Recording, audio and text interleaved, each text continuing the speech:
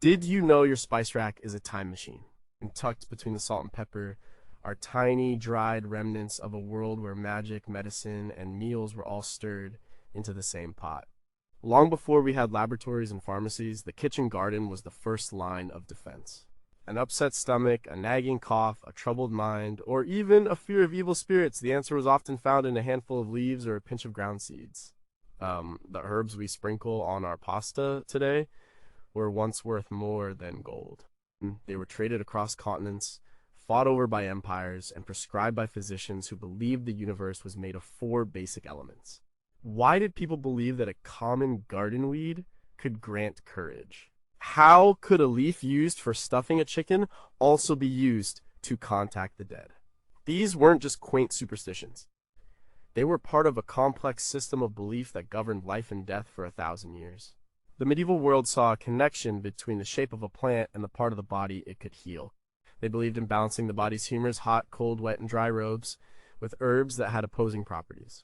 They lived in a world where the line between a poison and a cure was dangerously thin, and a cook was often just as important as a doctor.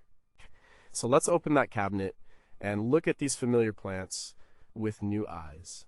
Let's see them not just as flavors, but as fragments of a lost world. Number 21. Could a sprig of green really sharpen a knight's mind? Rosemary, we know it, we love it on roasted potatoes and lamb.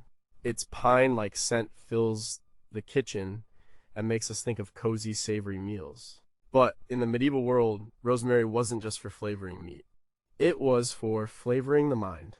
Its primary, most celebrated use was as an herb of memory and remembrance. The scholars and students would sniff sprigs of it before studying, believing the sharp fragrance could clear their thoughts and help them retain information.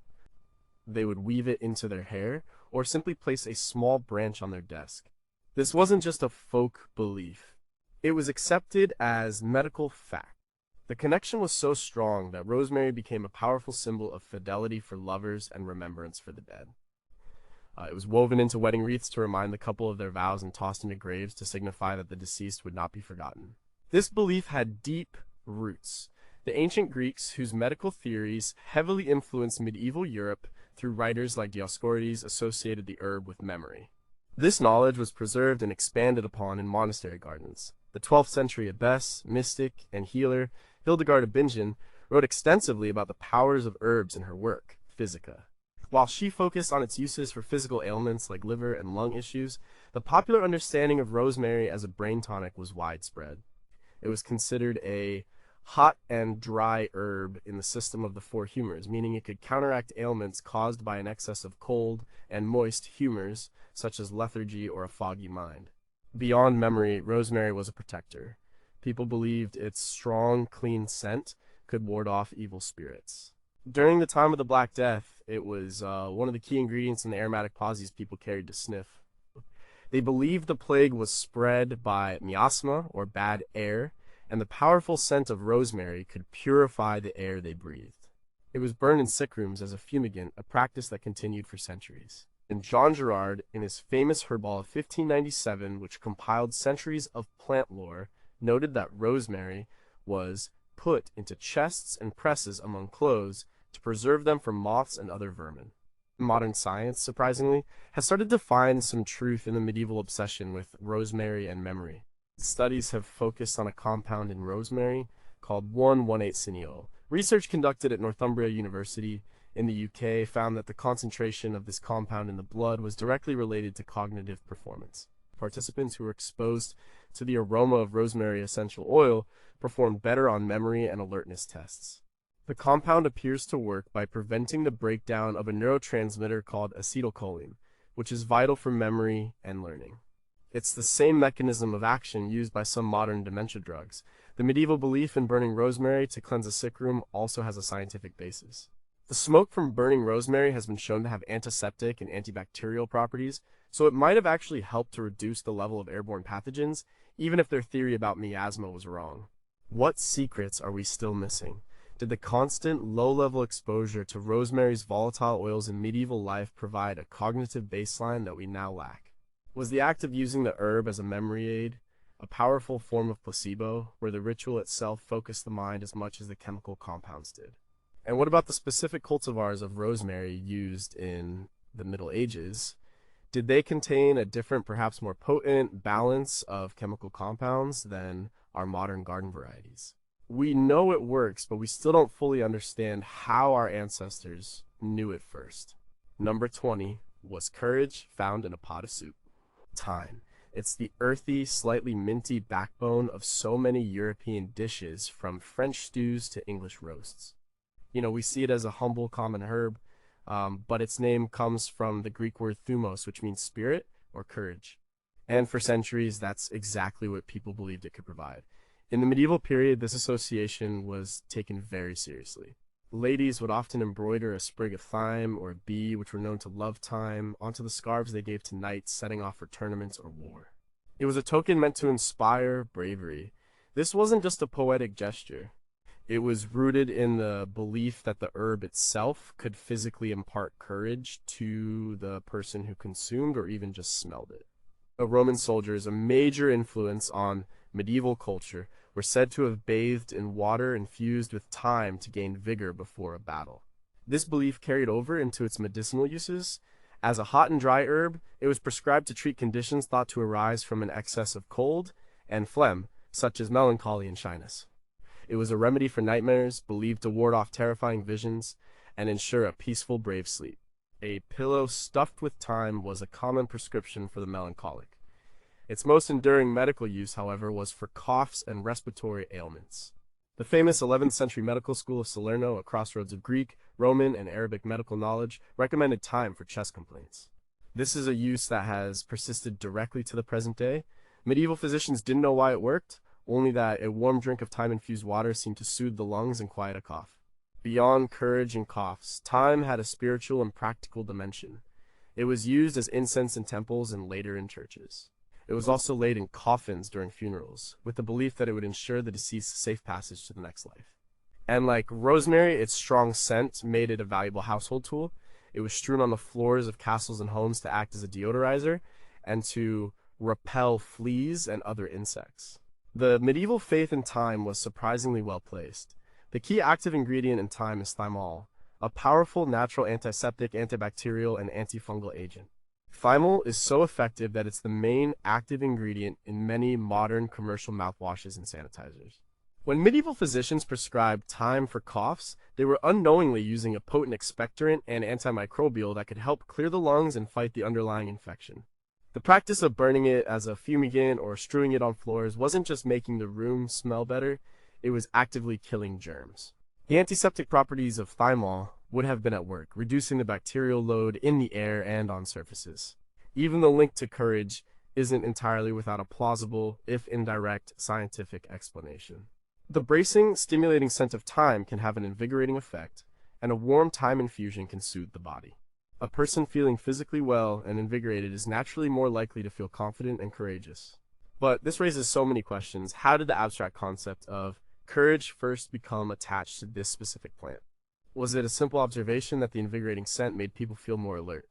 Could the mild antiseptic properties have helped knights on campaign stay healthier, thus appearing braver than their sickly comrades? And when they used thyme to ward off nightmares, were its calming, muscle-relaxing properties actually helping people sleep more deeply, or was it purely the power of suggestion? We understand thymol, but we do not understand the intricate web of culture, symbolism, and observation that led a medieval lady to see a simple herb and think, this will keep him safe. Number 19. Why was this weed more valued than gold? Sage. The flavor of Thanksgiving stuffing, the herb that pairs so perfectly with pork and poultry. Its scent is pungent, almost medicinal, and its velvety, gray-green leaves are unmistakable. In the medieval kitchen, it was a staple, but its importance went far, far beyond the cooking pot. Its very name, salvia, comes from the Latin salvere, which means to save or to be in good health. This wasn't a name given lightly. Sage was considered one of the most powerful and essential healing herbs, a virtual cure-all. There was a famous medieval proverb often attributed to the school of Salerno that asked, Cur moriatur homoque salvia crescit in horto? Why should a man die who has sage in his garden?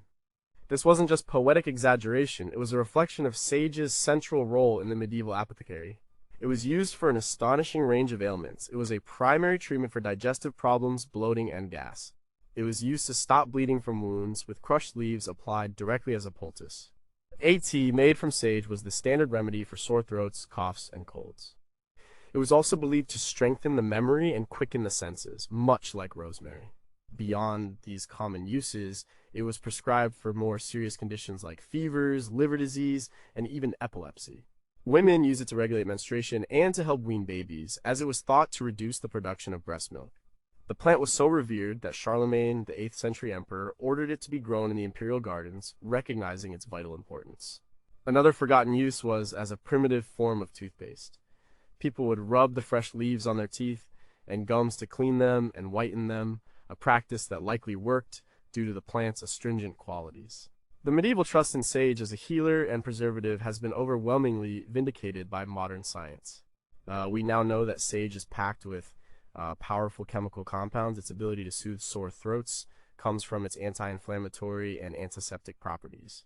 Its use on wounds was effective because it contains tannins, which are astringent and help constrict blood vessels to stop bleeding, as well as antibacterial compounds that prevent infection. The reason it was so prized in the kitchen, beyond its flavor, was that it's a potent antioxidant. When medieval cooks rubbed sage on meat, they were unknowingly using these antioxidants to slow down the process of the fats going rancid, effectively preserving the meat for longer. This was a crucial function in a world without refrigeration. The belief that it helped with memory also has a modern echo studies have suggested that sage can enhance cognitive function and may be beneficial in the treatment of Alzheimer's disease, again by affecting the neurotransmitter acetylcholine. Yet, deep questions remain. The proverb, "Why should a man die who has sage in his garden?" suggests an almost absolute faith. How did this faith develop? Was it simply because it was effective for so many common non-lethal ailments, coughs, cuts, indigestion, that it gained a reputation for being able to cure everything? When they used it to preserve meat, did they connect the dots and realize it was actively stopping spoilage, or did they just consider it a purifying herb in a more magical sense? We know sage contains thujoni, a compound that can be toxic in very high doses. How did medieval herbalists navigate this danger? Did they have a deep, intuitive understanding of dosage that has been lost to time, or were there many unrecorded cases of sage poisoning? Number 18, was this garnish a gateway to the underworld? Parsley. We think of it as the most boring of herbs, a little green fluff on the side of a plate, meant to be pushed aside. Or a mild, fresh flavor chopped into salads and sauces. In the medieval world, however, parsley had a dark and complicated reputation. It was a plant deeply connected with death, the underworld, and evil. This association came from the ancient Greeks and Romans, who used parsley to make funeral wreaths and to decorate tombs. They had a saying, "Ies tai selenon," meaning to need only parsley, which was a gentle way of saying someone was on their deathbed. This dark folklore seeped into medieval Europe. Parsley was notoriously difficult to germinate. The seeds take a long time to sprout, and the folk explanation was that the seed had to travel to hell and back 7 times before it could grow. Because of this, it was considered bad luck to transplant parsley. If you moved a parsley plant, you were inviting death or misfortune into your household. Despite these sinister associations, parsley was also a widely used medicinal and culinary herb.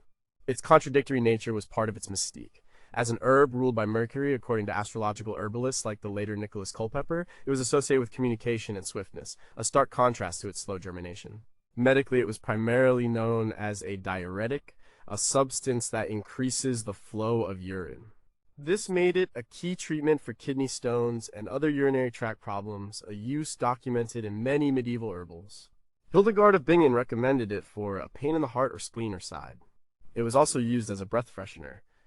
People would chew the fresh leaves after a meal, especially after eating garlic. Women used it for menstrual problems, as it was known to be an emmenagogue, a substance that could stimulate menstrual flow. This property also meant it was used, often dangerously, as an abortifacient to induce miscarriages. On the culinary side, it was as common then as it is now, used to flavor soups, stews, and especially sauces. One of the most famous medieval sauces, salsa verde or green sauce, relied heavily on parsley. Modern science can explain much of parsley's medieval reputation. We know today that parsley is a potent diuretic which validates its use for kidney and bladder issues. Its effectiveness as a breath freshener is due to its high concentration of chlorophyll, which can neutralize odors. The most serious medieval use for menstrual issues and abortions is also explained by its chemical makeup. Parsley contains compounds called apiol and myristicin. In high concentrations, these substances can stimulate uterine contractions, which is why it was effective but also incredibly dangerous, as the dosage for effect was very close to a toxic dose that could cause liver and kidney damage. Its reputation for being difficult to germinate is also true. The seeds have a tough outer coat that contains furanocoumarins, which inhibit the germination of other seeds and can slow its own sprouting unless the conditions are just right. This leaves us with fascinating questions. How did medieval people reconcile parsley's dual identity as a common kitchen herb and a symbol of death? The cooks feel a twinge of unease chopping it for a sauce. When herbalists prescribed it for kidney stones, were they aware of its more dangerous use as an abortifacient? And how was that knowledge controlled and passed down, likely from woman to woman? The belief that the seed had to travel to hell and back is wonderfully poetic, but what was the real-world observation that sparked such a specific and dramatic story? Was it just the slow germination, or was there something more to it? A forgotten piece of the puzzle about this seemingly simple garnish. In number 17, could a whiff of this plant calm a restless spirit? Mint. The refreshing scent of spearmint gum, the cool taste of peppermint tea, the essential herb in a mojito. Mint is the smell of clean and cool. Its history is just as long and varied as any other herb on this list. In the medieval period, mint was a workhorse valued for its powerful aroma and its wide range of uses in the home and the apothecary. Its primary medical application was for all things related to the stomach. It was the go-to remedy for indigestion, nausea, gas, and stomach cramps. A simple infusion of mint leaves in hot water was a common after-dinner drink, much as it is today. This use was documented by thinkers from the Roman Pliny the Elder all the way through to the medieval herbals of Europe. It was considered a hot herb, useful for warming a cold stomach and aiding digestion. Beyond the stomach, its strong, clean scent was put to practical use everywhere. It was a popular strewing herb. Before modern sanitation, the floors of homes, from cottages to castles, were often covered in rushes or straw. These would be mixed with fragrant herbs to cover up unpleasant smells and to deter pests. Mint was a favorite for this because it repelled mice and rats. Its name was even thought to derive from the myth of the nymph Minth, who was turned into the plant by a jealous Persephone. This connection to Greek myth gave it an air of ancient power. It was also used for oral hygiene. Chewing on mint leaves was a way to freshen the breath, and it was believed to whiten the teeth. In the monastery, where intellectual work was paramount, mint was sometimes used, like rosemary, as a stimulant to ward off drowsiness during long hours of prayer or study. In the 9th century plan of the Abbey of St. Gall in Switzerland, a detailed architectural drawing of an ideal monastery, a specific plot in the Physic Garden is designated for mint, showing its importance. The medieval reliance on mint for stomach troubles was spot on. We know that menthol, the main active compound in mint, has a calming effect on the muscles of the stomach. It works as a carminative, which means it helps to expel gas, and as an antispasmodic, which means it can relieve muscle cramps in the intestinal tract. This is why peppermint oil is still a widely used and clinically studied treatment for irritable bowel syndrome (IBS). Its use as a pest repellent also has a strong scientific basis. The scent of menthol is genuinely offensive to rodents, and mint oil is used today as a natural mouse repellent. And its role as a mild stimulant is also plausible. The sharp, cool scent of mint is invigorating and can increase alertness, which would have been a welcome effect for a sleepy monk. But what about the things we can't explain? Mint was sometimes thought to be an anti-aphrodisiac, with Aristotle supposedly advising Alexander the Great to have his soldiers avoid it lest it diminish their fighting spirit by quenching their libido. Where did this idea come from? Modern science hasn't found any evidence for this. Was there a specific variety of mint in the ancient and medieval world with different properties? And how did they determine its use for so many different, seemingly unrelated things, from stomach aches to repelling mice to keeping scholars awake? Was it simply a process of trial and error over centuries, a vast unwritten human experiment whose results were passed down in folk wisdom long before they were ever recorded in a herbal? Number 16, did this royal herb really protect against snake bites? Basil, the heart of pesto, the soul of a caprese salad, the sweet, slightly clove-like aroma of Italian cooking. Basil feels distinctly Mediterranean in summary. Its name reflects a noble history. It comes from the Greek basileus, meaning king, earning it the title the royal herb. But in medieval Europe, basil had a bizarre and sinister reputation that stood in stark contrast to its modern, friendly image. It was viewed with deep suspicion. The primary fear was that basil spontaneously generated scorpions. It was a widely held belief that if you placed basil leaves under a pot or a brick, they would, in a matter of days, transform into a scorpion. Some writers even claim that simply smelling basil would breed scorpions in the brain. This idea, as strange as it sounds to us, was repeated in respected texts for centuries. This led to a belief that basil was a cure for scorpion stings and other poisons, following the principle that the cause could also be the cure. This association with poison and danger made it a complicated herb. While some feared it, others embraced it as a protective plant. It was used as a treatment for venomous bites, not just from scorpions, but from snakes as well. It was also used to draw out the poison from wounds. Medically, beyond poison, it had a variety of uses. It was thought to be good for the heart and head, and was prescribed for melancholy and depression. Hildegard of Bingen noted its use for fevers and speech impediments. It was also considered an aphrodisiac and was used to promote fertility and ease childbirth. It was a hot and moist herb, and its uses often revolved around balancing conditions of excess cold and dryness. In the kitchen it was used, but perhaps more sparingly than in modern times, given its reputation. It appeared in pottages, thick stews, and was used to flavor fish. How could people believe such a strange thing about scorpions? This is likely a case of mistaken observation. Scorpions are naturally drawn to cool, damp places, so lifting a pot where basil leaves had been left to decay might very well reveal a scorpion that had sought shelter there. The conclusion, in a world without the scientific method, was that one had turned into the other. The doctrine of signatures may have played a role too. Perhaps the shape of the basil leaf reminded someone of a scorpion. Modern science has largely dismissed the more fantastical claims, but has found value in basil's medicinal properties. It is rich in antioxidants and has demonstrated antibacterial and anti-inflammatory effects.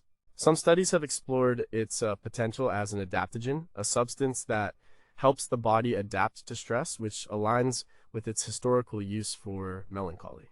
And research has also shown that extracts from basil leaves can have an anti-venom effect, specifically against the venom of certain snakes, by inhibiting the enzymes in the venom. So the medieval physicians were right, but for reasons they couldn't possibly have understood. This leaves us with a host of perplexing questions. How did the royal herb of the Greeks become the scorpion-breeding menace of medieval Europe?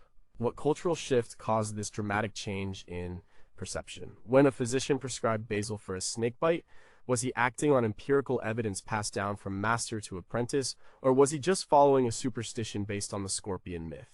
And what about the belief that smelling it could create scorpions in the brain? Was this a genuine fear or a metaphorical warning against obsessive or poisonous thoughts, for which the herb was also a cure? The story of basil is a powerful reminder of how a plant's meaning can be completely transformed by culture and fear. Number 15. How did a humble pizza topping become a soldier salve? Oregano. When we think of oregano, we almost certainly think of Italian-American food pizza, pasta sauce, garlic bread. It's the warm, pungent, slightly bitter herb that gives these dishes their characteristic flavor. In medieval Europe, its culinary use was common, but its reputation was built on its power as a medicine, particularly as a potent antiseptic and cure-all. Wild marjoram, which is what oregano was commonly called in medieval England, was a staple of the physic garden. Its name, oregano, comes from the Greek oros mountain and ganos joy, meaning joy of the mountain. The Greeks believed it was created by the goddess Aphrodite as a symbol of happiness, and they used it in wedding ceremonies. This positive association carried through to the medieval period, where it was seen as a protective herb. It was thought to ward off evil and was often planted around houses to keep dark forces at bay. Its primary medicinal use was as a powerful antiseptic and preservative, Before the discovery of bacteria, people knew that some substances could prevent infection and decay, even if they didn't know why. Oregano was one of the strongest. It was used in poultices applied to wounds, sores, and insect bites to prevent them from becoming infected. This made it an invaluable soldier's salve on the battlefield. It was also taken internally for a huge range of problems. A tea made from oregano was used for coughs, colds, fevers, and respiratory illnesses. It was a major remedy for digestive upsets, cramps, and bloating. Its warming properties made it a treatment for rheumatism and muscle aches, often applied as a warm compress or used in a medicinal bath. The famous 17th century herbalist Nicholas Culpeper, summarizing centuries of earlier knowledge, wrote that oregano strengthens the stomach and head much, helps the biting of serpents, and such like venomous creatures. Modern science has shown that the medieval trust in oregano was incredibly well-founded. The herb is a chemical powerhouse. Its primary active ingredients are carvacrol and thymol, the same compound found in thyme. Both of these are exceptionally potent antimicrobial agents. They can kill a wide spectrum of bacteria, fungi, and even some viruses. When a medieval healer placed an oregano poultice on a wound, they were applying a natural antibiotic that was likely more effective than anything else they had available. A 2012 study in the Journal of Applied Microbiology found that oregano essential oil was effective against norovirus, and numerous other studies have confirmed its power against bacteria like Staphylococcus aureus and E. coli. Its use for coughs is explained by its expectorant and antispasmodic properties, helping to clear the lungs and calm coughing fits. Even its use as a food preservative has been validated. Carvacrol is a powerful antioxidant that slows the spoilage of fats, much like sage. So, what is it we still don't get? The medieval herbalists had no concept of microbes. How, then, did they so accurately identify oregano as a first-rate antiseptic? Was it purely through the brutal trial and error of treating countless infected wounds and observing that those treated with oregano healed better? Did they associate its strong, pungent, clean smell with a purifying effect, a sensory clue that pointed them in the right direction? And what about its reputation for bringing joy and warding off evil? Was the simple act of using a powerful, effective medicine a source of psychological comfort and happiness in a dangerous world? Or is there a subtle psychoactive component to the herb that we have yet to properly investigate? Number 14, could a dead-looking leaf really predict your future? The bay leaf. We fish it out of our soups and stews, a stiff, fragrant leaf that imparts a subtle, savory depth but is too tough to eat. In the modern kitchen, it's a background player. But in the ancient and medieval worlds, the bay laurel was a tree of immense power, prophecy, and prestige. It was sacred to the god Apollo, and the priestesses at the Oracle of Delphi were said to chew bay leaves and inhale their smoke to receive their divine visions.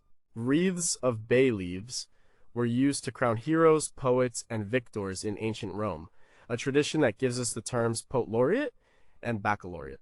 This legacy of honor and prophecy echoed loudly through the Middle Ages. The bay tree was seen as a symbol of victory, wisdom, and immortality because it is an evergreen. Charlemagne ordered it, planted on his imperial estates.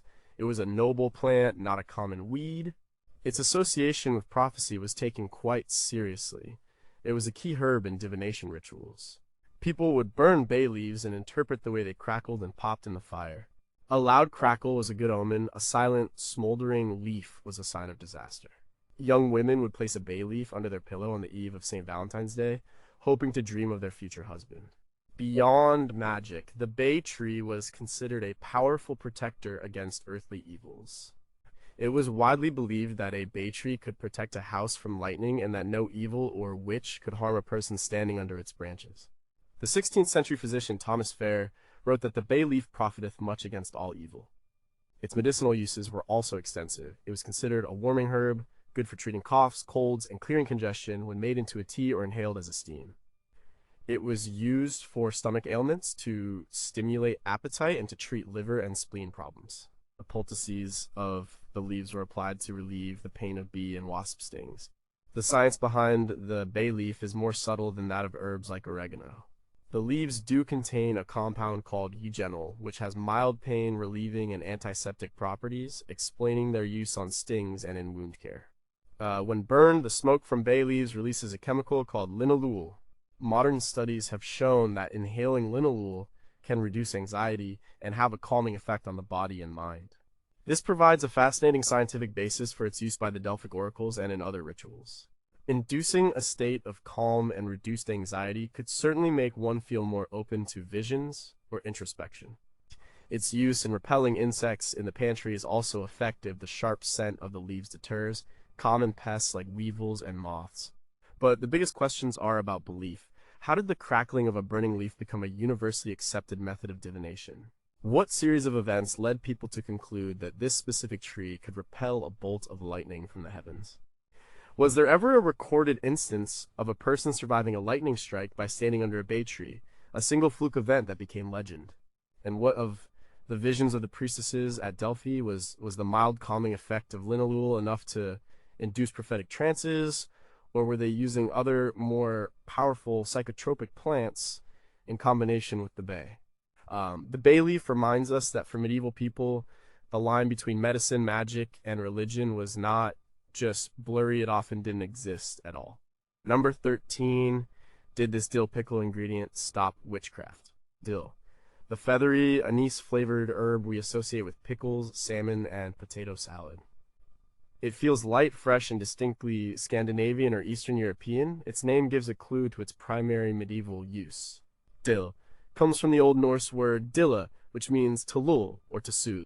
For centuries, dill was best known as a calming agent, a gentle remedy for babies with colic, and a sleeping aid for adults. A common remedy known as dill water was given to crying infants to soothe their stomach pains and help them sleep. For this reason, it was also known as meeting house seed, as people would chew on the seeds during long church services to quiet a rumbling stomach or to keep themselves from dozing off, a seemingly contradictory use that speaks to its role as a balancing herb. But dill had a more dramatic and magical purpose. It was a powerful protective herb, specifically against witchcraft and the evil eye. It was hung over doorways and the cradles of newborns to protect them from curses. It was carried in small bags as a personal amulet against dark magic. If you suspected someone of being a witch, you could burn dill to drive them away. It was also an ingredient in potions designed to break existing spells. This belief was incredibly widespread across Europe. This protective power was linked to its strong, clean scent, which was thought to be offensive to evil spirits.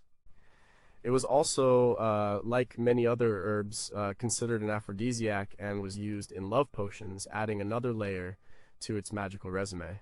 Medically, beyond its use for colic, it was used to promote lactation in nursing mothers and, like parsley, as a diuretic to treat urinary problems.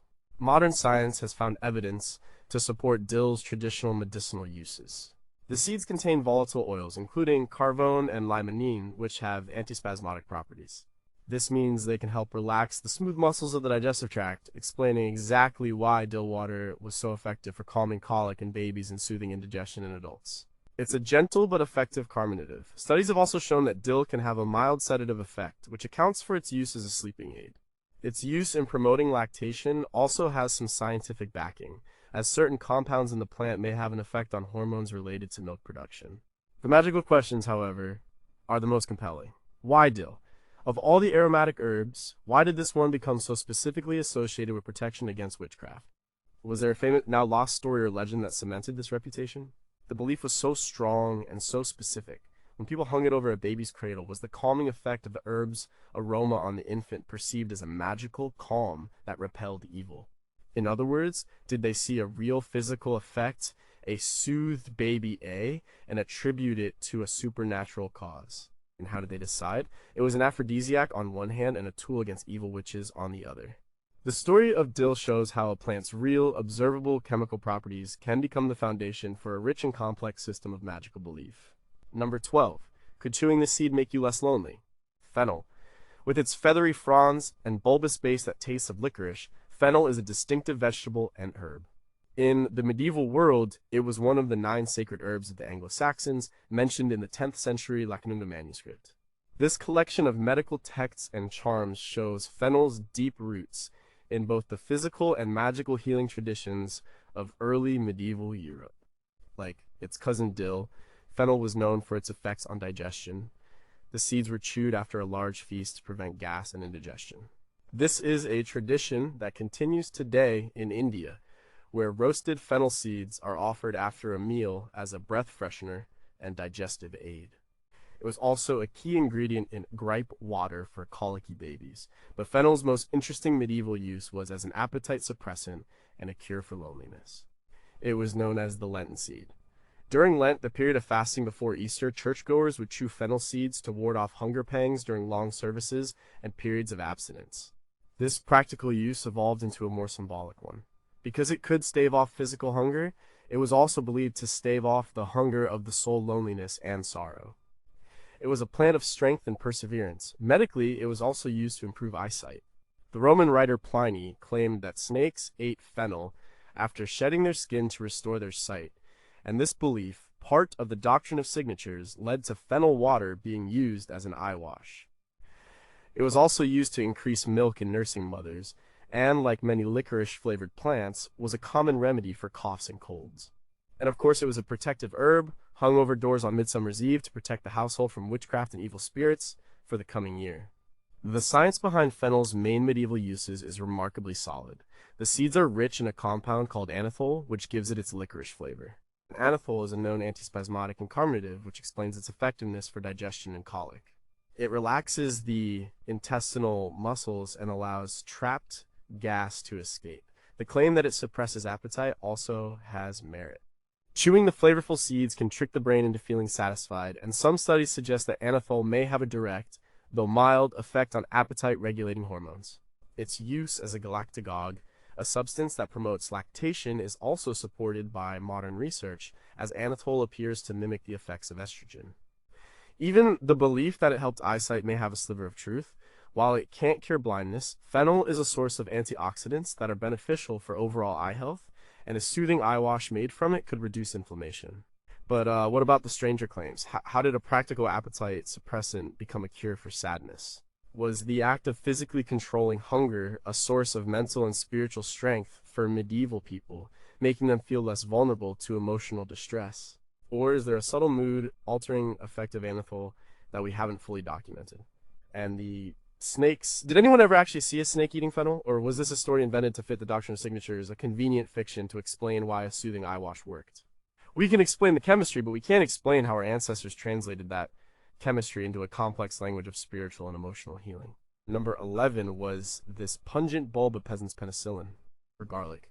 Few ingredients are as globally recognized and as fundamental to cooking as garlic. It's hard to imagine Italian, Chinese, or Middle Eastern food without it. Its pungent, aggressive flavor and aroma are unmistakable. In the medieval world, garlic was not just a food, it was one of the most powerful medicines available, especially for the common person who couldn't afford exotic spices or expensive physician's fees. It was the peasant's panacea. Its primary and most important use was as a powerful weapon against infection and disease.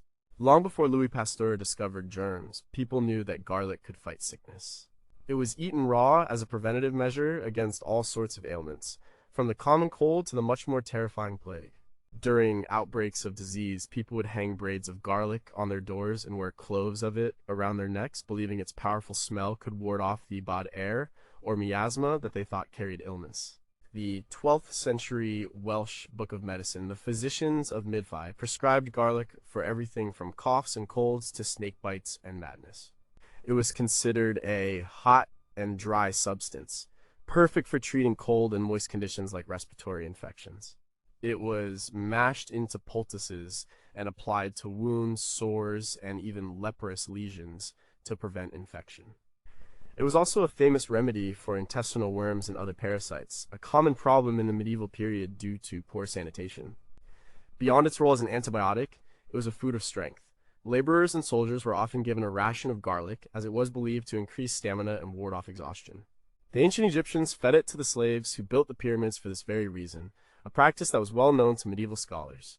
Its reputation was so potent that it was also inevitably considered a protection against supernatural evil, particularly vampires and demons, who were thought to be repulsed by its purity and strength.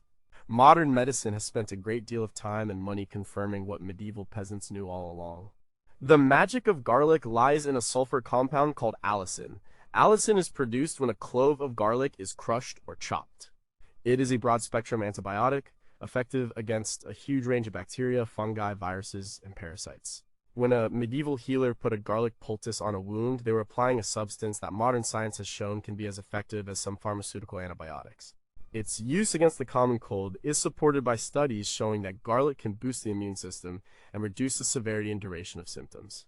Its cardiovascular benefits, including lowering blood pressure and cholesterol, also align with its reputation as a strength-giving food. The belief that it could fight the plague might even have a tiny kernel of truth. While it couldn't cure the bubonic plague, which is bacterial, its strong smell is known to repel fleas, the very insects that carried the disease from rats to humans. So many questions remain. Without microscopes, how do they so perfectly identify this one bulb as a supreme germ killer? Was it the simple, brutal observation that people who ate a lot of garlic just didn't get sick as often? The belief that it repelled vampires is famous. But where did it start? Was it an extension of its real-world ability to repel smaller blood suckers like leeches and insects? Or was it linked to the idea that its pure and holy nature was anathema to the undead? And given its proven power, how much of medieval folk medicine was not superstition at all, but a highly effective unwritten pharmacology based on centuries of direct human experience? Number 10, can a common vegetable tell the story of social class? Onion.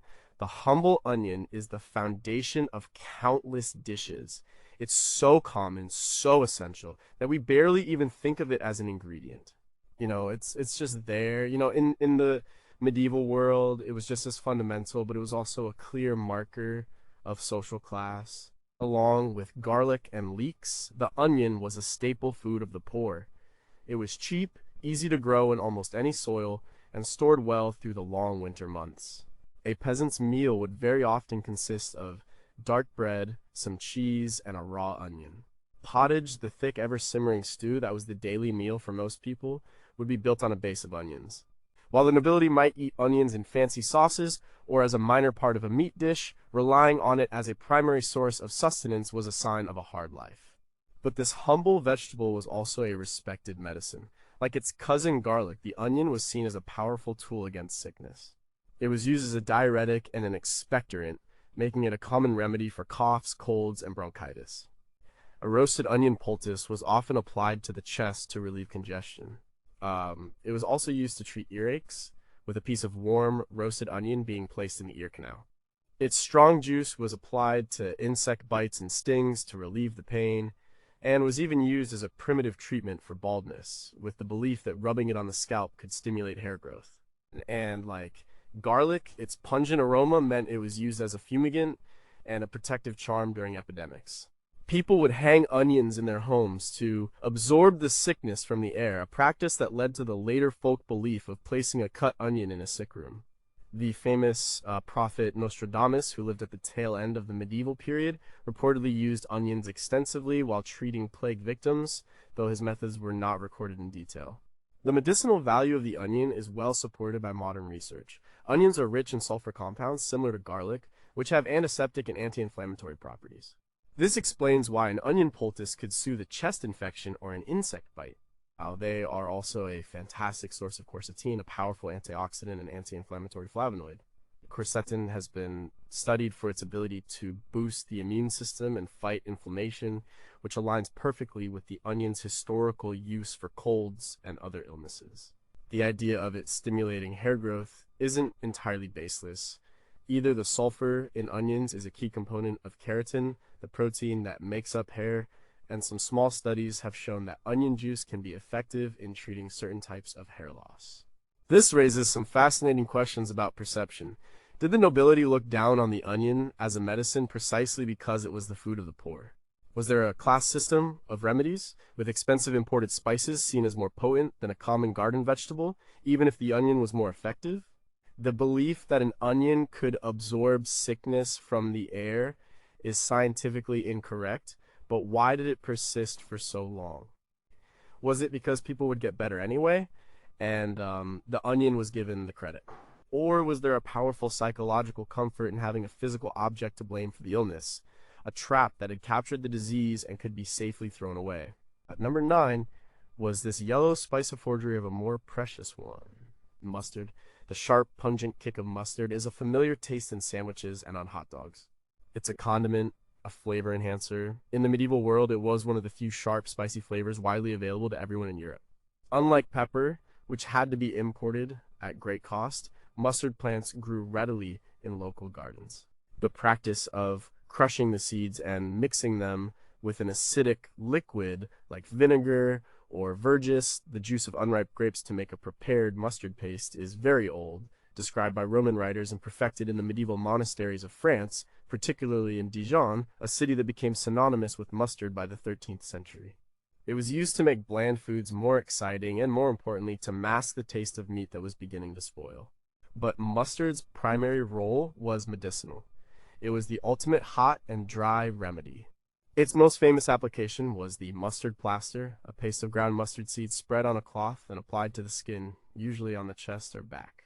This was the standard treatment for chest colds, bronchitis, pneumonia, and rheumatism. The plaster would cause the skin to become red and hot, and this was seen as a way of drawing out the cold, wet sickness from deep inside the body. It was a powerful and sometimes painful treatment, but it was used for centuries. Internally, mustard was used to stimulate the appetite, aid digestion, and clear the sinuses. The Greek physician Dioscorides, a foundational source for medieval herbalism, recommended it for a wide variety of ailments. It was also used as an emetic, a substance to induce vomiting in cases of poisoning. The science behind the mustard plaster is straightforward. The compounds in mustard seeds that give them their heat, primarily sinigrin and myrosin, are powerful irritants. When applied to the skin, they cause the capillaries to dilate, which increases blood flow to the area. This creates a sensation of warmth and can help to relieve muscle pain and congestion in the tissues below. It works as a counter-irritant by creating a mild irritation on the surface it distracts from and can help relieve deeper pain. It doesn't draw out the sickness as medieval physicians believed, but it does produce a real physiological effect that can make a patient feel better. Its use for clearing the sinuses is also obvious to anyone who has ever had a particularly strong dose of wasabi. A relative of mustard, the volatile compounds are powerful decongestants. Interestingly, mustard was also sometimes used as a cheap substitute for saffron to give food a yellow color, making it a common medieval forgery. But this leaves us wondering about the patient's experience. How painful was a mustard plaster? In an age with few effective painkillers, was this treatment a case of the cure being worse than the disease? How did physicians determine the correct dosage and duration, learning to create a therapeutic irritation without causing actual burns and blisters? And why did this specific, rather aggressive treatment become so universally accepted for respiratory illnesses? Was it the visible effect of the red skin that convinced both patient and doctor that something powerful was happening, a tangible sign of healing in a world full of invisible threats? Number 8, how could a dried flower bud be worth more than a man's life? Clove.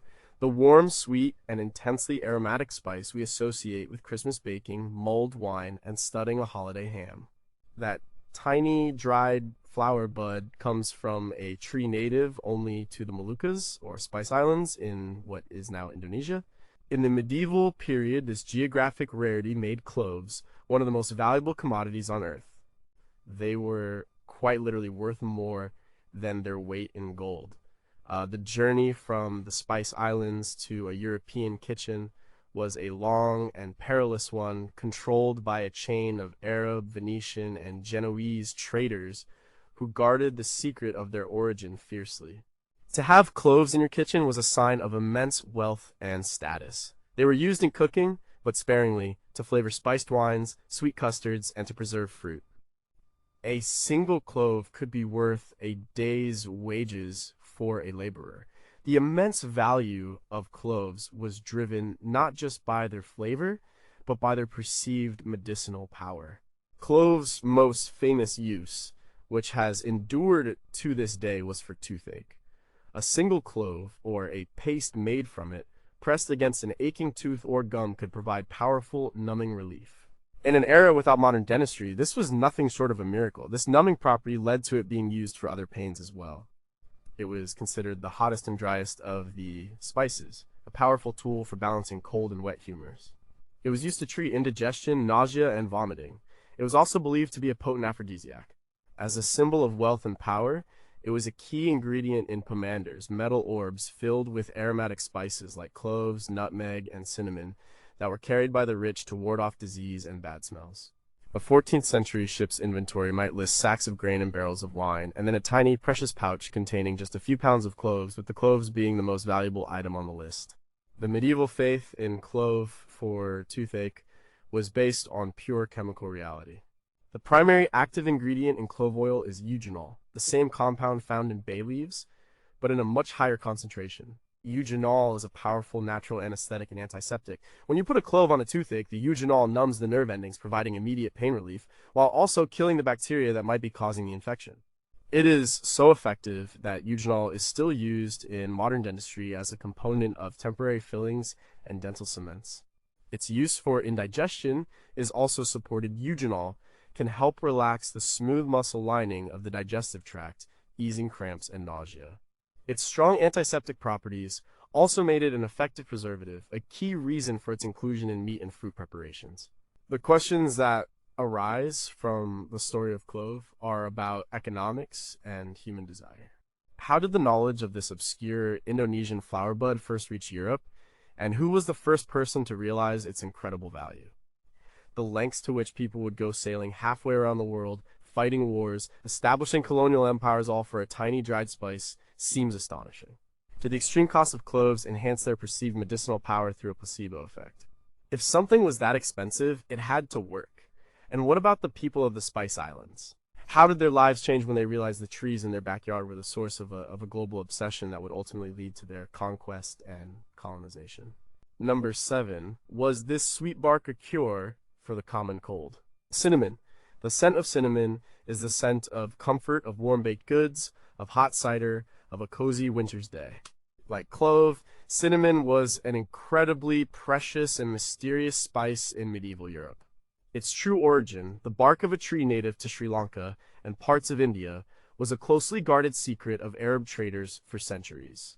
They spun fantastical tales to protect their monopoly, claiming it was harvested from the nests of giant birds in a far-off land.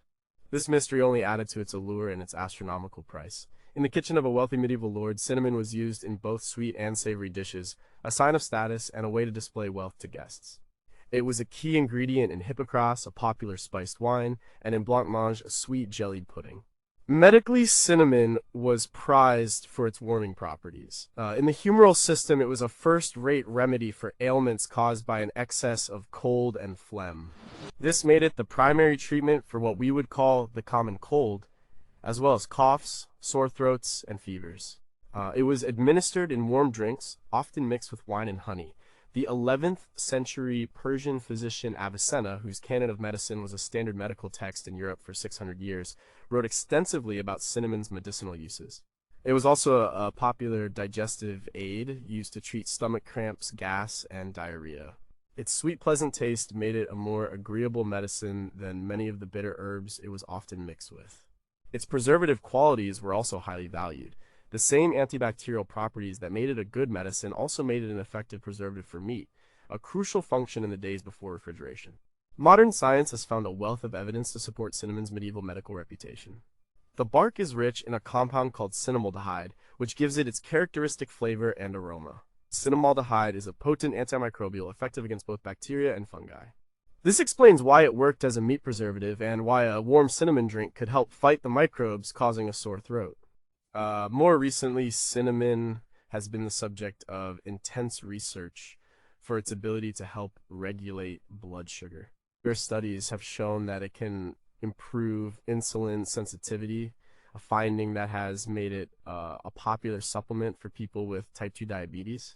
While medieval physicians had no concept of blood sugar or insulin, they did prescribe cinnamon for ailments that might be related, such as excessive thirst and urination, suggesting they observed its effects without understanding the mechanism. Its anti-inflammatory properties also help explain its use for a wide range of ailments. But the stories traders told raised fascinating questions. Did European scholars and physicians actually believe the tales of giant cinnamon birds? Or did they understand it was a commercial fiction but repeat it anyway because it added to the spice's mystique and value? When a doctor prescribed an expensive dose of cinnamon for a cold, how much of the healing effect was from the cinnamon's actual properties, and how much was from the patient's belief that such a costly and exotic substance must be incredibly powerful? And could the widespread medieval use of cinnamon and other blood sugar regulating spices have had a long-term, unrecorded effect on the metabolic health of the wealthy classes who could afford to consume them regularly? Number 6. Did this nut induce hallucinations in medieval monks? Nutmeg, the warm, nutty, slightly sweet spice grated over eggnog or into a bechamel sauce. Along with its sister spice, mace, which is the lacy, red covering of the nutmeg seed, nutmeg was another treasure from the Spice Islands. Oh, like cloves and cinnamon, it was fantastically expensive and shrouded in mystery. A single nutmeg nut could be sold for a price that could set a man up for life. In the 14th century, it was said that a pound of nutmeg had the same value as 7 fat oxen. This incredible value made it a spice of the absolute elite. It was used to flavor custards and spiced wines, but it was also grated over food at the table as a final, ostentatious display of wealth. But nutmeg had a secret, darker side. It was known to have powerful effects on the mind.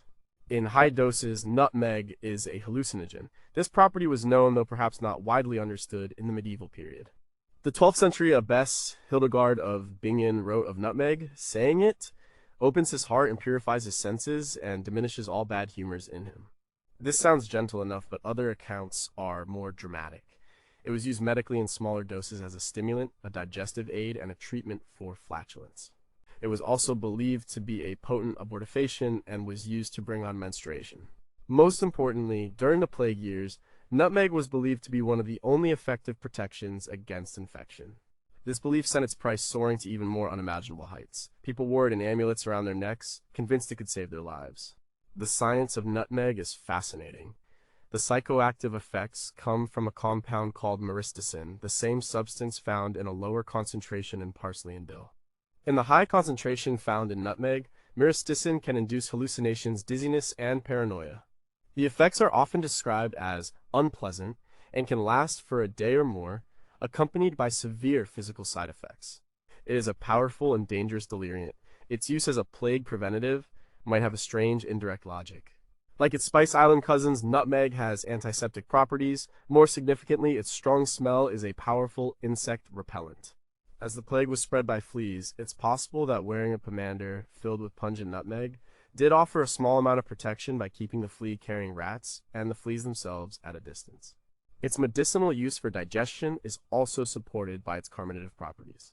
This leads to some truly shocking questions. Hildegard of Bingen recommended it to purify the senses. Was this a euphemism for its mind-altering effects? Did monks and mystics in the medieval period use nutmeg, perhaps in carefully controlled doses, to induce religious visions or ecstatic states? This is a controversial idea, but the chemical potential was right there in their spice chests. When people wore it as protection from the plague, was there any understanding of the insect repellent connection? Or was it pure superstition driven by the desperation of a terrifying pandemic? And how many unrecorded cases were there of accidental overdose, of people seeking a cure or a high, and instead finding themselves in the midst of a terrifying multi-day delirium? The story of nutmeg is a reminder that the medieval spice rack contained not just flavors and medicines, but potent and dangerous psychoactive drugs. Number 5, could a nabi root from the east really revive the dead?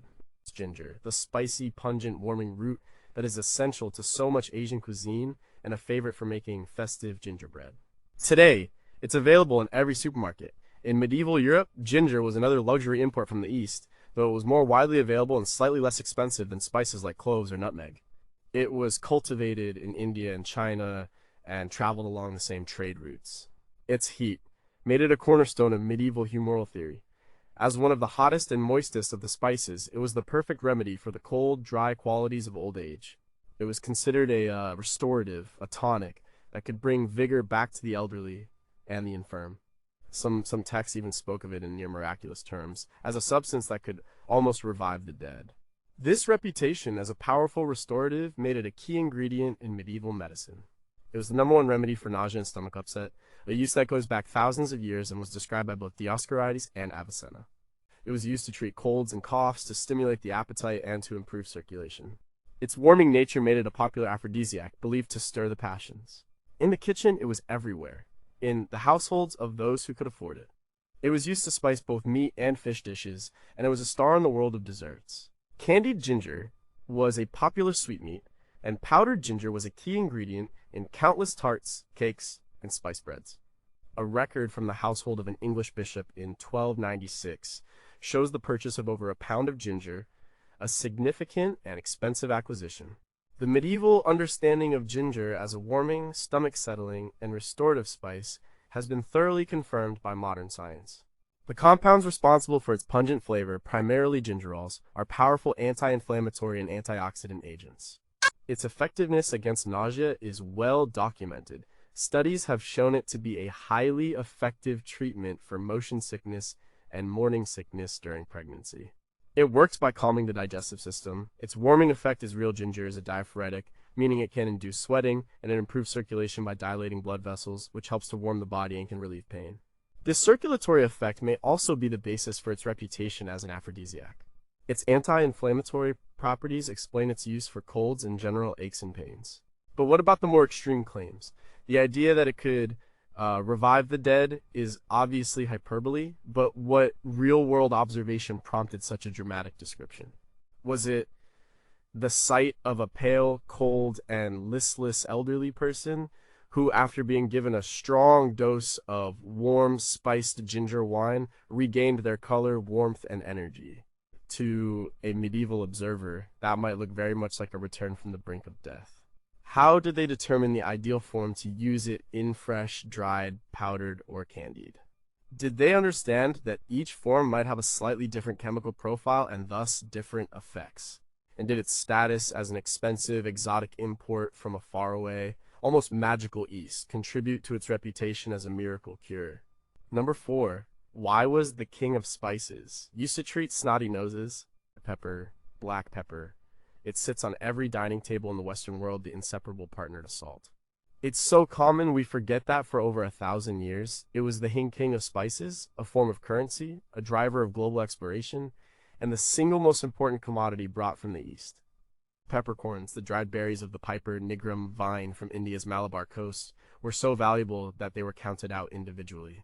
Rents were paid in peppercorns. A man's wealth could be measured by the size of his pepper stash. When Alaric the Goth sacked Rome in 410 AD, he demanded a ransom that included over 3,000 pounds of pepper. In the medieval period, the Venice-Genoa monopoly on the pepper trade made them fabulously wealthy and was a major motivation for explorers like Vasco da Gama to seek a sea route to India, an event that would change the world forever. In the kitchen, pepper was used extravagantly by the rich to add heat and pungency to food and to show off. But its primary justification was medical. Based on the humoral system, pepper was the ultimate hot and dry substance. Its main job was to counteract an excess of phlegm, the cold and moist humor. This made it the premier treatment for any condition involving mucus. A cold, a cough, a runny nose, sinus congestion, the answer was pepper. It was believed to dry up the excess phlegm and expel it from the body. It was often administered by having the patient sneeze, with sneezing seen as a violent and effective way to clear the head of bad humors. Pepper was also a powerful digestive stimulant used to treat stomach aches and to the quorum, a cold stomach. And it was even used as a topical treatment with pepper-based poultices applied to relieve muscle pain and arthritis. The science behind pepper's effects is centered on a compound called piperine. The piperine is what gives pepper its heat. It is a powerful stimulant. When you eat pepper, it stimulates the production of saliva and stomach acid, which is why it's an effective digestive aid. When it comes in contact with the mucous membranes in your nose and throat, it acts as an irritant, which causes you to sneeze or cough and can help to thin and loosen mucus, making it easier to expel. So the medieval theory that it dries up phlegm was wrong in its mechanism, but right in its outcome.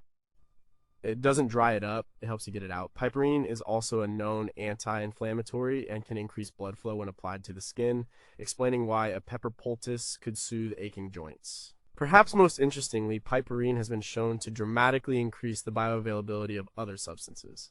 For example, it can increase the absorption of curcumin, the active ingredient in turmeric, by up to 2,000%.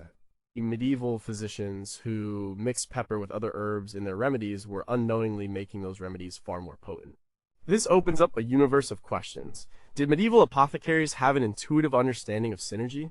Did they notice that a pinch of pepper made other herbal remedies work better, even if they had no way of knowing it was increasing their absorption in the gut? The quest for pepper literally redrew the map of the world. Is it possible that the entire age of exploration was kicked off, in part, by a desire for a better cure for a snotty nose? And when a wealthy lord consumed a heavily peppered meal, was he just enjoying the taste, or was he engaging in a conscious act of preventative medicine, trying to balance his humors and ward off the cold, damp diseases he feared most? Number 3. How did a purple flower end up scenting a knight's armor? Lavender. The scent of lavender is the scent of calm. We associate it with soaps, lotions, and sleep aids. Its gentle, floral aroma is almost universally recognized as relaxing. In the medieval period, lavender was just as beloved, but for a much wider range of uses that went far beyond simple relaxation. It was a cornerstone of monastic gardens. The name comes from the Latin lavare, to wash, and its primary use was indeed for washing. It was used to scent bathwater, and more importantly, it was used in the laundry. Clothes and linens would be washed with lavender-infused water and laid over lavender bushes to dry, imparting them with a clean, fresh scent that also helped to repel insects like moths and lice. This made it a crucial part of medieval hygiene. But lavender was far more than a laundry accessory. It was a respected medicinal herb. Hildegard of Bingen praised it for maintaining a pure character. It was used to treat headaches, a use that Pliny the Elder had noted centuries before. It was also used for its calming properties to treat anxiety, insomnia, and what was then called palsy, which could refer to any number of neurological disorders involving tremors. A cap filled with lavender flowers was sometimes worn to soothe a troubled mind. Medically, it was also used as an antiseptic. Lavender oil, or a poultice of the crushed flowers, was applied to wounds, sores, and insect bites to promote healing and prevent infection. This antiseptic quality, combined with its pleasant smell, made it a popular strewing herb for floors and a fumigant for sick rooms. It even found its way into the world of knights. The oil was sometimes used to polish armor, giving it a protective sheen and a pleasant, calming scent. Modern science has enthusiastically backed up lavender's historical reputation. The primary active components in lavender are linalool and linalool acetate. Numerous studies have confirmed that inhaling the scent of lavender can significantly reduce anxiety and stress levels, lower heart rate, and improve sleep quality. It appears to work by calming the nervous system. This provides a clear scientific basis for its use in treating headaches, anxiety, and insomnia.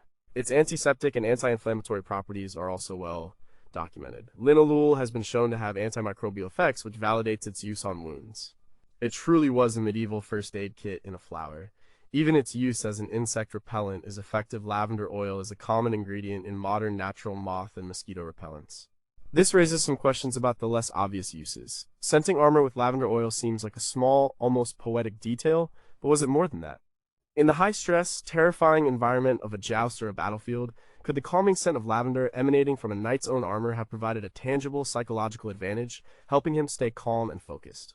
When people strewed it on the floors, did they consciously notice that they had fewer flea and lice infestations in their homes? Or did they just associate the clean smell of lavender with a healthier, more pleasant living space? And how did it gain its reputation for promoting a pure character? Was this just a reflection of its clean scent? Or was the genuine calming effect it had on the mind seen as a way to soothe base passions and encourage virtuous thoughts? Number 2, could a cup of tea made from a roadside weed really help you see the future? Chamomile, those small white daisy-like flowers, make a tea that is famous the world over for its gentle calming effects. You know, it's what we drink before bed or to soothe an upset stomach. You know, its role in the medieval world was very similar, but with some added layers of magic and symbolism. Chamomile was another of the 9 sacred herbs of the Anglo-Saxons, known as Mathan. Its primary use, then as now, was as a calming agent and a sleep aid. A tea made from the dried flowers was a standard prescription for insomnia and anxiety. It was also a go-to remedy for stomach problems, including indigestion, gas, and colic in infants. It was known as the plant's physician because it was believed that planting chamomile next to a sickly or drooping plant would revive it. Its gentle nature made it a favorite for topical treatments as well. A warm chamomile compress or poultice was used to soothe skin irritations, rashes, and insect bites. It's a key ingredient in salves and ointments for healing wounds thanks to its anti-inflammatory properties. An infusion of chamomile was also used as a rinse to lighten hair, giving it a golden, sun-kissed look, a cosmetic use that was popular among women. But chamomile also had a connection to the sun and to prophecy. As a plant that looked like a tiny sun, it was associated with sun deities in pre-Christian traditions, and some of this solar magic lingered. It was sometimes used in incense or drunk as a tea before divination rituals, with the belief that its calming, clarifying effect could help one see the future or interpret dreams more clearly. The medicinal claims for chamomile have held up remarkably well under scientific scrutiny. The flowers contain a wealth of beneficial compounds, including apigenin and chamazulene. Apigenin is a flavonoid that binds to certain receptors in the brain, creating a mild sedative and anti-anxiety effect, which is why chamomile tea helps you relax and fall asleep. And chamazulene and other compounds have potent anti-inflammatory and antispasmodic properties, which explains why it is so effective at soothing skin irritations and calming an upset stomach. Its ability to heal wounds has also been confirmed in studies, which show it can speed up tissue regeneration. But what about its more mystical roles? The idea of the plant's physician is charming, but is there any scientific basis for it? We now know that some plants release chemicals into the soil that can benefit their neighbors, a process called allopathy. So is it possible that chamomile does something to improve soil health or deter pests in a way that actually helps nearby plants? And its role in divination study, was this purely symbolic, or did the very real calming effect of the apigenin allow a person to enter a more meditative, receptive state of mind where they felt more connected to their intuition? Could a simple cup of tea, by quieting the noise of the conscious mind, genuinely make someone feel like they could glimpse the future? Number 1. Why was this herb of love also used to embalm the dead? Marjoram, often confused with its more pungent cousin oregano, sweet marjoram has a milder, sweeter, more floral scent. Today, it's a culinary herb used in sausages, stuffings, and vegetable dishes. In the medieval world, marjoram was a plant of deep symbolic importance, associated with love, happiness, and death. According to Greek myth, it was created by Aphrodite, the goddess of love, and its sweet scent was said to be her touch. This made it the ultimate herb for all matters of the heart. It was woven into wedding wreaths for couples to ensure their happiness, and was used in love charms and potions. It was also a symbol of joy and was planted on graves to bring peace and happiness to the deceased in the afterlife. This dual role, celebrating the beginning of a new life in marriage and comforting the end of one in death, made it a profoundly important plant. Medically, it was known as a nervine, an herb that could soothe the nervous system. It was used to treat anxiety, depression, and insomnia. A pillow stuffed with marjoram was thought to ensure sweet dreams. It was also a warming herb, used to relieve the aches and pains of rheumatism and arthritis, often in the form of a warm compress or an infused oil. It was prescribed for colds and headaches, particularly those caused by coldness and dampness in the head. In the kitchen, it was used to flavor meats and stews, but it also had a practical purpose. Like oregano and sage, its antimicrobial properties made it a useful preservative. This preservative quality, along with its association with peace in the afterlife, meant it was sometimes used, along with other aromatic herbs, in the embalming process or to anoint the bodies of the dead before burial. The science behind marjoram's calming reputation is sound. The essential oil contains compounds that have a sedative effect on the nervous system, which explains its use for anxiety and insomnia. It also has antispasmodic and analgesic pain, relieving properties, validating its use for muscle aches and menstrual cramps. Its antimicrobial and antioxidant compounds confirm its role as a food preservative and explain its use in wound care and embalming, as it would have slowed down the process of decomposition. The medieval herbalist John Gerard noted that it was for those who are given to overmuch sighing, a wonderfully poetic description of its use for anxiety and sadness. This leaves us with the most profound questions of all. How does a single plant come to represent both the joy of a wedding and the peace of a funeral? Was it the sweet comforting scent that was deemed appropriate for both the peak of happiness and the depth of sorrow? Did its real, tangible ability to calm the nerves make it a natural choice for life's most emotionally overwhelming moments, both good and bad? And when people planted it on a grave, what did they truly believe they were accomplishing? Were they offering a physical comfort to the soul of the departed, or was it a ritual for the living, a way to use the comforting aroma of a familiar, gentle herb to process their own grief? The story of marjoram shows us that for our ancestors, the herbs in their garden were not just ingredients or medicines, they were a language used to speak about life's greatest mysteries, love, happiness, grief, and the hope for peace at the end of it all.